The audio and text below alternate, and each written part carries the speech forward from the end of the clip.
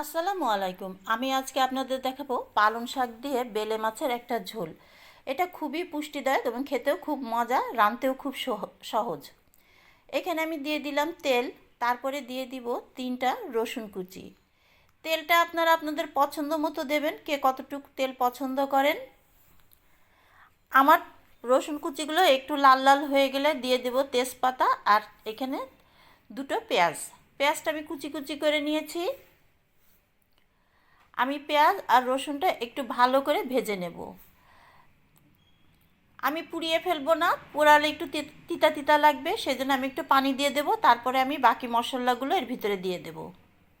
আমার পেঁয়াজটা একটু লাল হয়ে গেছে, এখন আমি দিয়ে দিলাম অল্প করে পানি, 1 কাপ মতো পানি দিলাম।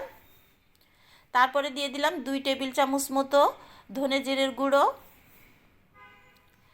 একটু হলুদ,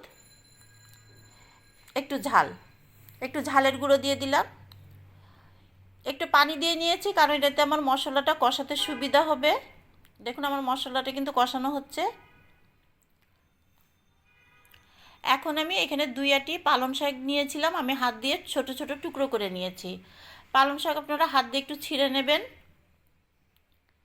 আমি হাত দিয়েই শাক ছিঁড়তে পছন্দ করি। দিয়ে দিলাম একটু লবণ, কয়েকটা কাঁচামরিচ।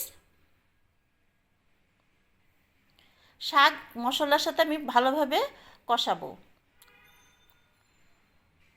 একটু পানি দিয়ে দিলাম। এই পালং শাকের ঝোলটা খুবই মজা লাগে।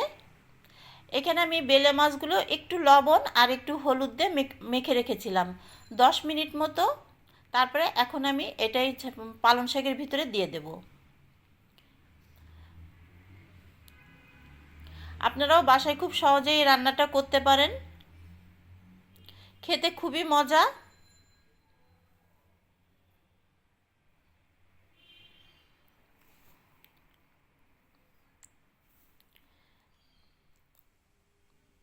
আমি নামানোর আগ দিয়ে দিলাম কয়েকটা কাঁচামরিচ।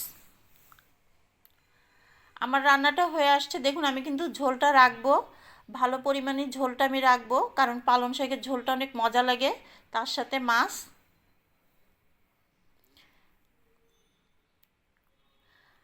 আমার রান্নাটা হয়ে গেছে, এখন আমি চুলাটা বন্ধ করে দিলাম।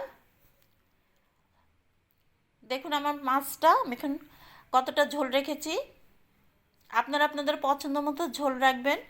যদি আপনাদের এই রান্নাটা ভালো লাগে তাহলে অবশ্যই একটা লাইক, কমেন্ট, সাবস্ক্রাইব করে দেবেন। দেখা হবে পরবর্তী কোনো একটা রেসিপি নিয়ে। আল্লাহ হাফেজ।